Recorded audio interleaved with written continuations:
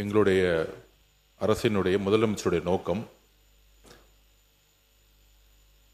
புதிதாக தேர்ந்தெடுக்கக்கூடிய மக்கள் மட்டுமல்ல, இதே சட்டமன்றத்தில் ஏழ்மையா இருக்கக்கூடிய சட்டமன்ற உறுப்பினர்களும் இருக்கிறாங்க. அதுல முக்கியமாக விடுதலை சிறுத்தைகள் கட்சியுடைய சட்டமன்ற உறுப்பினர் அங்கிருந்து வரும்போது பஸ்ல தான் வந்துட்டு போறாரு. என்ன பிரச்சனை? பேசாதீங்க, யாரும் பேசாதீங்க. திமுக காலையில இருந்து என்ன பிரச்சனை தெரியலையே. பேசுங்க, நீங்க பேசுங்க.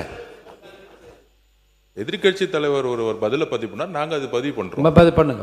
அப்ப விசிகேல இருந்து ரொம்ப ஏழ்மையா இருக்கக்கூடிய ஒரு உறுப்பினர் கேட்கிறாரு. அவருடைய குரல் யார் யாரெல்லாம் பஸ்ல வராங்க, யார் யாரெல்லாம் ட்ரெயின்ல வராங்க, அவருடைய குரலா இருந்துச்சு. அப்ப முதலமைச்சர் அனௌன்ஸ் பண்ணும் பொழுது பொதுவா அவையை பொறுத்த வரைக்கும் எல்லோரும் சமம்னு நினைக்கக்கூடிய ஒரு முதலமைச்சர், அதுதான் ஒரு புரோட்டோகால். அப்ப எங்க பொதுச்செயலாளர்கிட்ட கார் இருக்கு, என்கிட்ட கார் இருக்கு, இங்க இருக்கக்கூடிய எல்லாருக்கும் கார் இருக்கு. நாங்க போய் சட்டமன்ற உறுப்பினர் கார் வேணும்னு கேட்க போறது இல்லை. இது ஒரு அடிப்படையா இருக்கவங்களுக்கு புரிதல் இருக்கும். அரசியலா நினைச்சாதான் இது அரசியல்.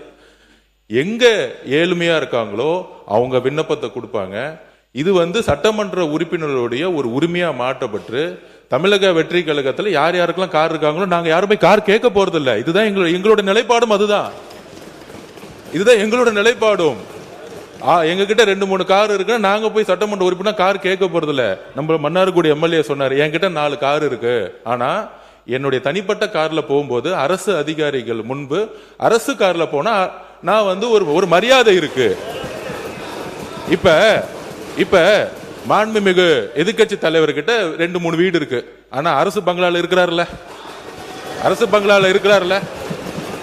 அவர் லெட்டர் என்கிட்ட தான் கொடுத்தாரு, பொதுப்பணித்துறை அமைச்சரா என்கிட்ட தான் கொடுத்தாரு. எனக்கு அரசு துறையுடைய பங்களா வேணும்னு கொடுத்தாரு. உடனே நம்ம கேட்க முடியுமா? மாண்புமிகு எதிர்கட்சி தலைவருக்கு 2-3 பங்களா இருக்கு, அதனால அரசு துறை பங்களா கொடுக்க மாட்டோம்னு சொல்ல முடியுமா? எங்களுடைய முதலமைச்சர் சொன்னாரு, அவர் கோரிக்கை கொடுத்தாரு, உடனடியா கொடுத்துருவோம்னு சொன்னோம். இது உடனே இல்ல இங்க இருக்கவங்க எல்லாருக்கும், அதாவது இங்க இருக்க எல்லாருக்கும் பங்களா கொடுக்கலாமான்னு கிடையாது. இது ஒரு புரோட்டோகால், அவ்வளவுதான். இந்த புரோட்டோகால்ல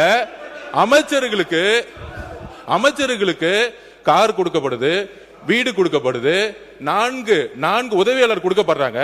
அப்ப சட்டமன்ற உதவியாளர் கிடையாது, சட்டமன்ற வீடு கிடையாது. சட்டமன்ற உறுப்பினர்களுக்கு நீங்க உங்களுடைய தேர்தல் பத்திரத்தில் கார் இல்லைன்னு சொல்லலாம், வீடு இல்லைன்னு சொல்லலாம், 10,000 ரூபாய் பணம் இருக்குன்னு சொல்லலாம். ஆனா எங்க கிட்ட பல்வேறு சட்டமன்ற உறுப்பினர்கிட்ட எங்க கட்சியில் சொந்த வீடு இல்லாதவங்க இருக்காங்க, கார் இல்லாம இருக்காங்க. அது மாதிரி மற்ற கட்சிகளையும், தாவேகா மட்டுமில்ல, எல்லா கட்சியும், கம்யூனிஸ்ட் தோழர்கள் அங்கிருந்து வராங்க. அந்த மாரிமுத்து அண்ணன் கிட்ட கார் கிடையாது. இதுதான் கம்யூனிஸ்ட் தோழர்களுடைய நிலைப்பாடு. அப்ப ஒரு அறிவு பெறும் பொழுது இந்த கட்சியுடைய சட்டமன்ற உறுப்பினர், இந்த கட்சியுடைய உறுப்பினர்களுக்கு அறிவிப்பு வராது. முதலமைச்சர் பொதுவா எல்லோருக்கும் ஒரு அறிவிப்பை கொடுக்கிறாரு. அதுல தமிழக வெற்றி கழகத்தோட நிலைப்பாடு, ஏற்கனவே கார் இருக்கவங்க அப்ளை பண்ண மாட்டாங்க, இதுதான் நிலைப்பாடு. இது எல்லா கட்சியோட நிலைப்பாடு அப்படிதான். ஆனா அறிவிப்பு தனி செயலாளர் அறிவிப்பு, ஒரு சட்டமன்ற உறுப்பினர் 3 லட்சம் மக்களை போய் பார்க்க வேண்டிய நிர்பந்தம் இருக்கு, அவரோட தொகுதிக்கு போக வேண்டிய நிர்பந்தம் இருக்கு, ஊர்ல இருந்து வர வேண்டிய நிர்பந்தம் இருக்கு. அதனால இது ஒரு உரிமையா பண்ணிருக்கார தவிர இதுல ஆடம்பரம், காருங்கிறது ஆடம்பரம் கிடையாது, மக்களை சந்திக்கக்கூடிய ஒரு தேவை. ஊழல் இல்லாத சட்டமன்ற உறுப்பினர்களுக்கு கார் இன்னைக்கு தேவை, மக்களை பார்க்க போனோம். அதுதான் நாங்க பதிவு பண்றோம்.